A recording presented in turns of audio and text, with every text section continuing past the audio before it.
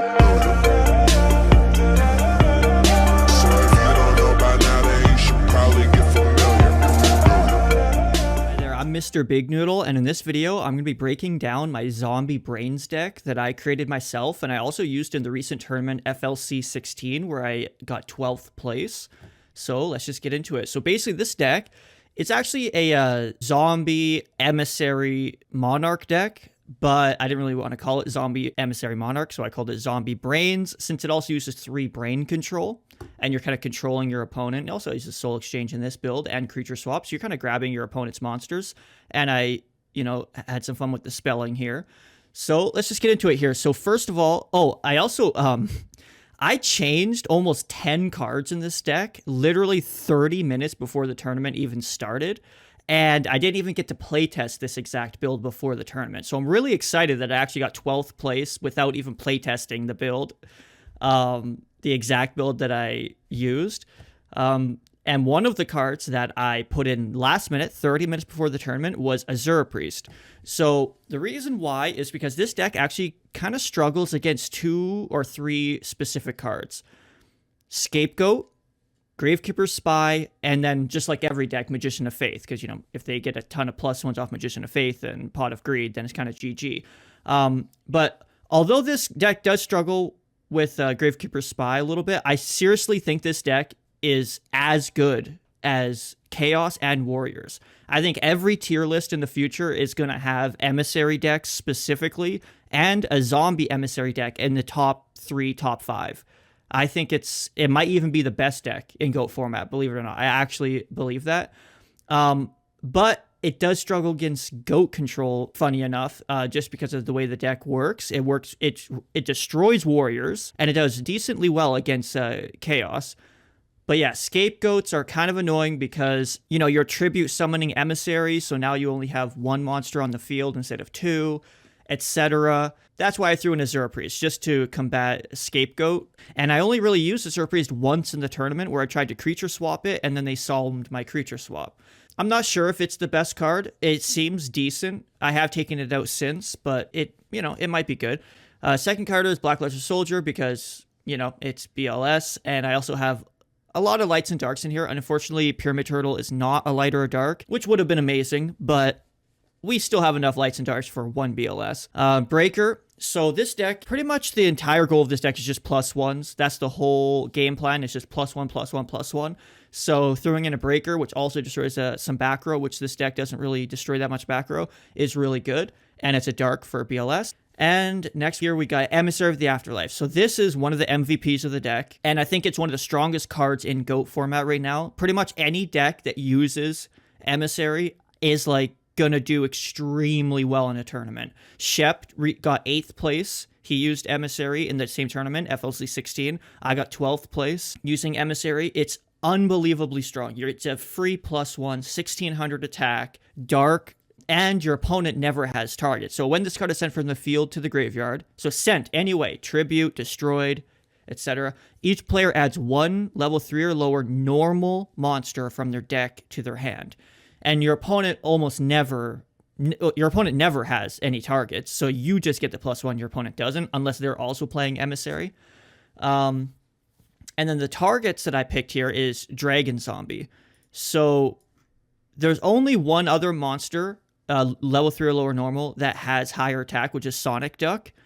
And if your opponent has Sonic Duck, you kind of get completely screwed over because you're not going +1 and you're giving your opponent a higher attack monster. But as long as they don't have Sonic Duck, you're good.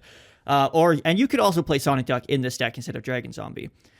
But yeah, so basically with this, there's so many benefits of this card. So first of all, let's say you have 1 monster on the field, okay, and you're afraid to summon another monster and attack. Let's say they have an open board except for a spell or trap in the back row. You're afraid to summon because they could have Torrential, and you're afraid to summon and then attack because then if they have Mirror Force, they destroy 2 of your monsters. But you don't have to worry about either of those with Emissary, because if you normal summon, they Torrential, you get a card back, right? You get Dragon Zombie back to your hand, which is great. And then if you summon and then attack with both and they Mirror Force, again, they don't go +1, it goes even again. You get a Dragon Zombie or level 3 lower normal back to your hand. So, and sometimes those are extremely crucial late game. And they could just have, you know, a nobleman face down, but you don't know. And this takes away all the guesswork of whether or not you should summon or not. Next, we got Kaiku. This one is very optional. I'm actually playing it with a build right now that uses Exiled Force instead of Kaiku. It's nice that it has 1800 attack because a lot of my monsters that are normal summonable are like 1600 or lower. So 1800 is decent. It doesn't... So with Book of Life, you need a monster in your opponent's graveyard to banish for you to special summon with Book of Life. So Kaiku kind of messes that up if you use its effect prematurely. But 1 is decent. 1 and 2, it's still decent. Next, we got Mobius. So Mobius, I would say, is the second. It's almost tied for the best Monarch. It might be the best Monarch. But this deck doesn't really have very much back row removal, so that's why I threw in a Mobius last minute. I used to have 3 Zaborg, and 3 Zaborg is really good as well. But Zaborg's effect is mandatory, so if your opponent doesn't have a monster on the field, then you have to destroy your own monster, which kind of sucks. So that's why maybe having 3 isn't the greatest, but it's still really good. But that's one of the other reasons why I threw in Mobius last minute, just because if they only have 1 monster or they don't have any monsters on the field, I can still tribute summon Mobius. Next, we got Pyramid Turtle. Pyramid Turtle, one of the strongest cards, is one of the reasons why zombies are good in the first place. Basically, when this card is destroyed by battle and sent to the graveyard, you can special summon 1 zombie monster with 2000 or less defense from your deck to face up attack or defense position. So the main target is Vampire Lord, which is a crazy strong card, which also lets you attack without worry of Mirror Force or Sakuretsu, because, of course, it gets special summoned the next turn. So yeah, Pyramid Turtle, super strong, and it also works really well with Creature Swap, as everyone knows. I'm not a huge fan, surprisingly, of Creature Swap with Pyramid Turtle. I'm going to try more deck builds with 2 Creature Swap, but it's like sometimes you don't get it off, and then you're kind of just going -1. But if they have a face down, the Creature Swap is really good, like if they have a Magician of Faith or something. So it's a really good, but it's just, you don't get this combo off every time. But it's really good because if you do get it off, so it's probably worth playing. That's why I threw in a Creature Swap. You grab one of their high attack monsters, you attack your own Pyramid Turtle, and then it goes to the graveyard, you do some damage, and then you special summon Vampire Lord, and then attack with Vampire Lord, the same battle phase, of course, right? Or you special summon with Pyramid Turtle, you special summon Spirit Reaper and face up defense position, which is great. Or another Pyramid Turtle, all of which you can be using for tribute summons for Zaborg. So really good. I wish it was a light or dark, but it's not. Next, we got Sangan, yet another great card to tribute summon for. And then the main target is Sinister Serpent, but you can grab Spirit Reaper or Pyramid Turtle. So that's good. We got Sinister Serpent, I got Regeki Breaks in here, and then Spirit Reaper. So Spirit Reaper, a lot of people might think you should be playing 3 Spirit Reaper. I really, really don't think so. That's one of the biggest benefits of this deck, similar to Warriors, is that you never, ever set a monster. If you set a monster, you basically just lost yourself the game. Because one of the most important things about this deck is that you're going +1 every game because your opponent always draws a Nobleman of Crossout. Everyone plays 2 Noblemen, so you're going either +1 or +2 if they draw 2 Noblemen, and then you never set a monster. That is really strong, going +1 or +2. And a lot of people don't think about that. And that's one of the reasons why Warriors is really strong, is that first game, people draw their Noblemans, they can't really use them unless they have 3 Book of Moons, and then they're going negative, right? They're using 2 cards to get rid of 1. So that's why having 3 Spirit Reaper isn't the best, because you basically have to set it. If you normal summon it, I've normal summoned it so many times, and then my opponent just attacks it with like 3 or 4, like let's say that they have a face down Spy, right? And then I attack the Spy, I lose 1700 attack, they get another monster, and then I end my turn, then their turn, they have 2 Spies, and then they normal summon another monster, and then maybe even a Chaos. And then they just attack Spirit Reaper over and over and over, and I lose, right? And this deck, I don't have a bunch of Sakuretsus or anything. So I don't know. It's not the greatest card, to be honest. I know I'm playing it down now. Maybe that's just because I assume you all know that it is a really good card. Because if you do get that attack in, it's a +1, right? So that's why I just put it down to 1, because it is searchable off Pyramid Turtle. So if you really want it on the field, you can get it on the field, right? You don't need 3 because you have Pyramid Turtle to search it if you really want it. Also, you can discard it for Regeki Break and whatnot and just special summon it back with Book of Life. So 1 is really good. Next, I got Thunder Dragon. So I got 3 Brain Control. So using Brain Control on a Chaos Sorcerer as an example, banishing with the Chaos Sorcerer one of their other monsters, and then tribute summoning Chaos Sorcerer for Thunder Dragon, then attacking, etc. There's so many things you can do. So it's just like another tribute summon monster. And then, of course, it's a +1, which is the most important part of this deck. And it's targets for Regeki Break and whatnot. And it's a light, which is also really important because I have a BLS in here. Next, you got Tribe Infecting Virus. So this is a really important card in this deck because this deck struggles so much against Spy and Scapegoat. This works really well against both of those. So, and you can discard even a Vampire Lord or another zombie and then use Book of Life to special summon them, which is really useful sometimes. And then, of course, it's just amazing in pretty much every other situation too. Next, you got Vampire Lord. So a lot of people pick Spell.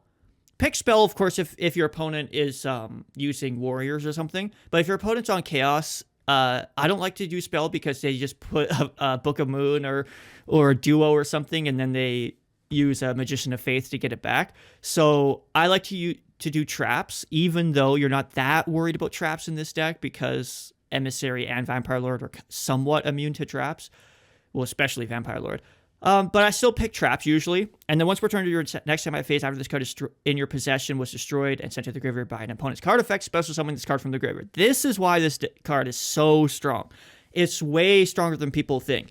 They can't Torrential. They can't Mirror Force. They can't Sekiretsu Armor. They can't Regeki Break it. And guess what? This is one most people don't know about. You can't Solemn it. I didn't know this until like a couple weeks ago. Yeah, if you Solemn it, and somebody did Solemn it in the tournament, and then they thought it would get rid of it and make it not come back, but it does come back when people Solemn it. So that it's just such a strong card. Yeah, it'd be amazing. Oh, it's already amazing, but it would be extra amazing if it had 2100 attack and get over Spies and Blade Knights. But still, 2000 attack is still really strong. And I have other higher attack monsters, but yeah, just that effect is so super strong. And then I only play 1. You might think 2 is better. 1, I think it's close. 1 is really, really good because 2 can kind of be a dead draw a little bit. You know, you have an extra one in your hand. I'm already using other tribute monsters and Thunder Dragons, right? So yeah, if you don't use Thunder Dragons, then maybe 2 would be better. Or 1 less Monarch, but these Monarchs are really strong as well. But since I have the Monarchs and Thunder Dragon, having another Vampire Lord in my hand isn't the greatest. And also, like, your opponent isn't gonna attack Pyramid Turtle. You know, it's not like you might think, oh, well, people are gonna attack my Pyramid Turtles all the time, and then I'm not gonna have any targets. I'm not gonna have a Vampire Lord target if I've already used one. Like, no, you're only gonna get Pyramid Turtle's effect off once in a game, max, usually. Sometimes maybe like once every 2 games. So it's because people don't attack Pyramid Turtle ever.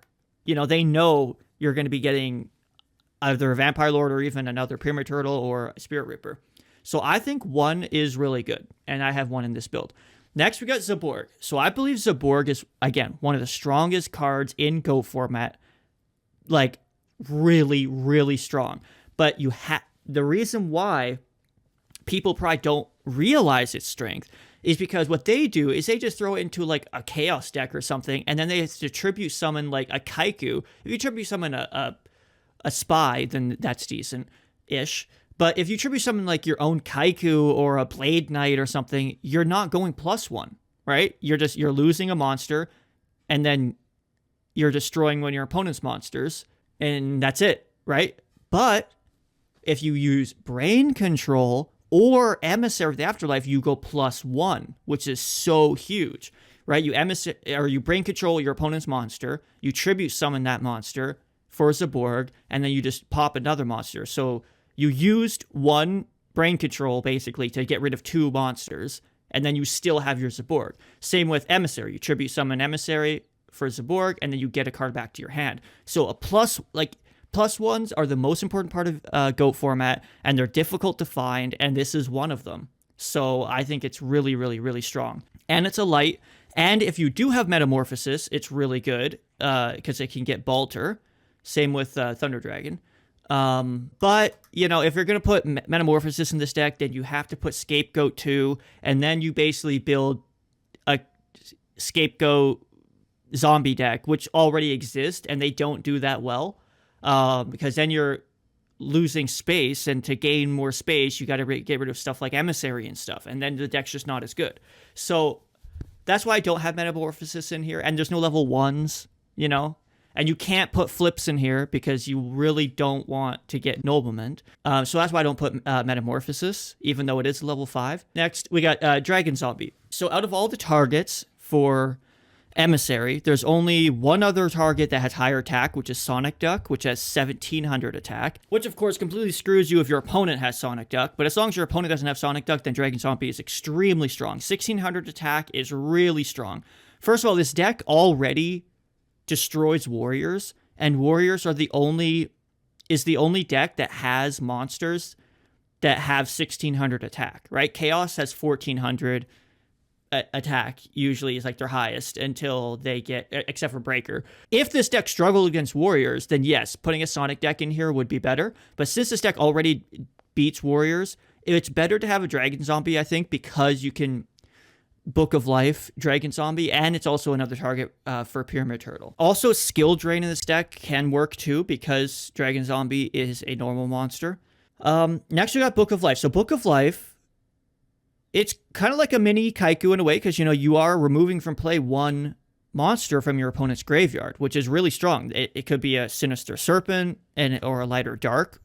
You're also getting a monster back from your graveyard, which you contribute summon for Zaborg. Unfortunately, Emissary isn't a zombie, which would be unbelievably amazing if it was a zombie, but it's not. And it's kind of funny. Emissary's like, or Spirit Reaper is like the zombie version of Emissary, if you look at their artworks. And then Dragon Zombie's like the zombie version of Thunder Dragon. But yeah. Basically, your targets, you know, you already know, just the zombie monsters here. And 3 Book of Life is really strong as well, but I only have 2 here. Brain Control. So 3 Brain Control is super strong and way better than Mind Control. Mind Control, trash card. Way overrated. Brain Control is way better. First of all, you can attack. You can also tribute summon them.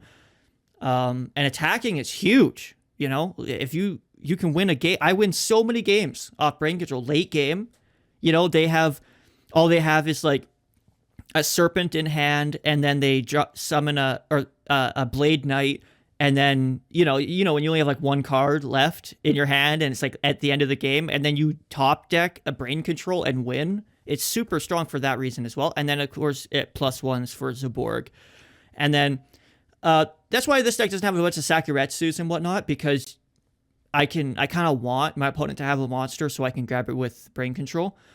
If they Book of Moon their monster, Brain Control goes away, which kind of sucks. But then it's a trade, you know. They wasted. It's a 1-for-1, a Book of Moon for a Brain Control. But yeah, I love this card. Yes, one of the reasons. It's called Zombie Braiiins. Next we got Creature Swap. It's amazing if you get Creature Swap's effect off, but sometimes you don't get it off. But I'm gonna try more builds with 2 of them, and you know, see what all the hype is about. But I threw this one in last minute as well. And I didn't even get to use it in the tournament, to be honest. I don't think I used its effect once, except for the one time with the Zero Priest, and then they solemned it. We got the Trinity and Heavy Storm. Trunade could be good because you have a Premature Burial here instead of Heavy, or maybe a Heavy and a Trunade. Burial, really strong. Call of the Haunted, also really strong. It's probably better to have Burial and Call of the Haunted, to be honest, but I only have Burial in here. And Burial can grab Emissary, so that's really strong. And higher attack monsters and Vampire Lord. So, but yeah, it can grab monsters for you to tribute summon for or with. Snatch Steal, of course. Soul Exchange. So I actually hate Soul Exchange, and yeah, Brain Control is just a way better Soul Exchange. Yes, Soul Exchange can grab a face-down monster. Whoop-de-doo. first of all, if they have a face up and a face down, you grab the face up with brain control, and then you destroy the face down with Cyborg, right?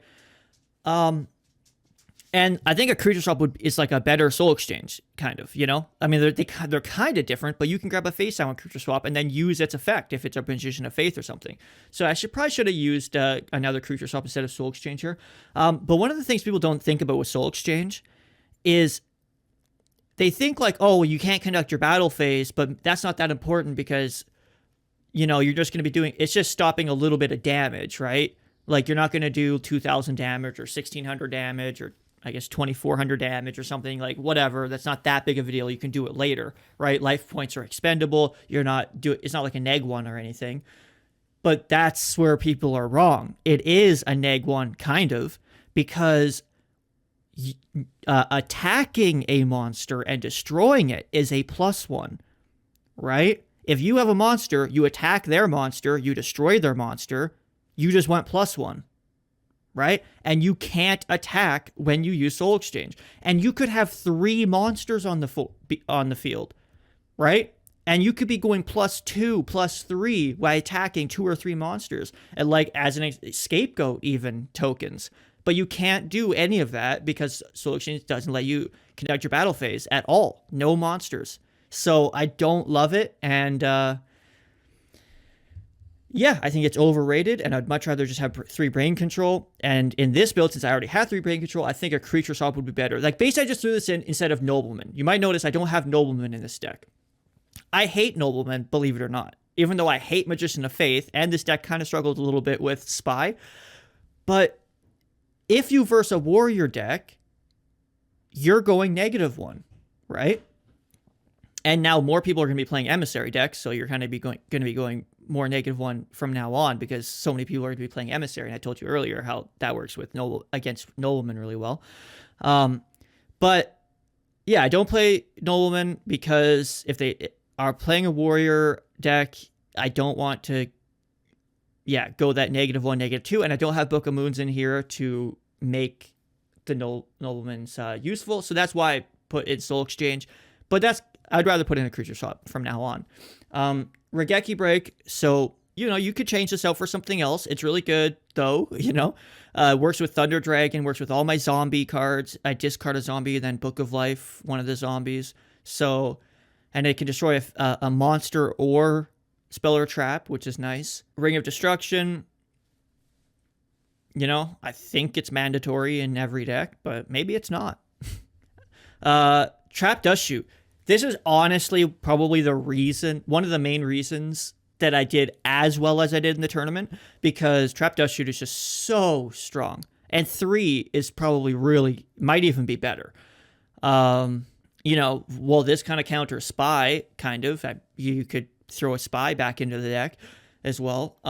Yeah, just so many reasons why it's strong. Like, I don't really need to get into it, I don't think. Well, actually, I guess this deck, one of the main benefits is that you can attack and not worry about back row as much, right? And then Trap Dust Shoot is just another card that does that for you, right? Now you see your opponent's whole hand, so you know whether or not they have a Mirror Force or a Torrential or whatever, so you can play around it. So just that fact is super, super strong. So with the side deck, I don't know. I don't need Cypher Soldier in here. Like, this deck is really good against Warrior, so I don't really need it. Jinzo, optional instead of Mobius. Might be better. Not 100% sure. Jaugen, of course, for Reasoning Gate. Nico Making. Ryukaki, I'm just going to remove this from my side deck. I think I don't really love it. If you don't know, it has 2,400 attack, so yes, it can attack over Spy, but if I have the other ones to attack over Spy. But yeah, its effect is the end of the damage step of this card is battle warrior, spellcaster type monster, which is Chaos Sorcerer and BLS. Destroy that monster. So they can't attack it and either, and if I attack them, then I destroy them.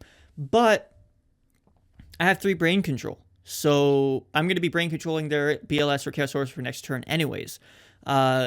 Also, they're never going to attack it. They're just going to banish it, right? So they have an effect to banish it. So that, yeah, I just don't see why it's as good as people think it is. Like, I don't know. Card Destruction. Card Destruction's really strong in this deck, and honestly, it probably should be in the deck because you have the Thunder Dragons, and you have the, the zombies for Book of Life. But I took it out for no real reason. I don't know. Lightning Vortex, very underrated card. I didn't use it in the tournament, but it gets rid of Scapegoat and Spy. And all other face-up monsters. So really strong, probably even should be in the main deck. I love this card. I didn't even side it, though, the whole tournament. So I don't know.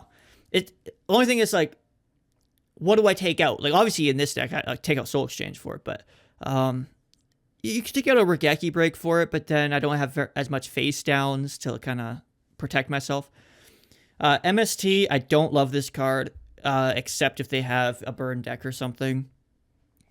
Prohibition, I think, is very underrated because it's so versatile against every different type of rogue deck. So we got Mirror Force and Torrential. So Torrential should definitely be in the main deck, and I've put it back into the main deck since this because it gets rid of Spies and Scapegoat. And if you destroy your own Emissary, you don't really lose. You get a Dragon Zombie, right? So yeah, Torrential should definitely be in the main deck. And then Mirror Force should probably be in the main deck too. But, since you kind of want your opponent to have a monster so you can grab it with brain control. So that's one of the reasons why I took it out. But it's really good and maybe should probably be in the main deck. Not 100% sure. But Torrential should definitely be in the main deck.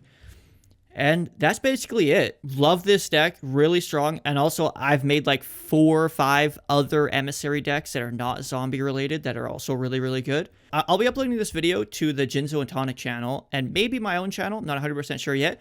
But yeah, if you're watching this on the Jinzo&Tonic channel, definitely subscribe to Jinzo&Tonic because he has so many awesome GOAT format videos. And anybody who tops a tournament usually makes a breakdown of their deck lists on his channel, which is awesome. Also, if you're interested and you want to see some games that I've played, I'm actually going to be uploading 3 games from the tournament where I versed Warrior and Chaos decks. I'm going to be uploading 3 of those games as a little montage video on my channel, MrBigNoodle. Maybe he'll put a link in the description or something. So if you want to see this deck in action, you can check out my channel and watch those videos.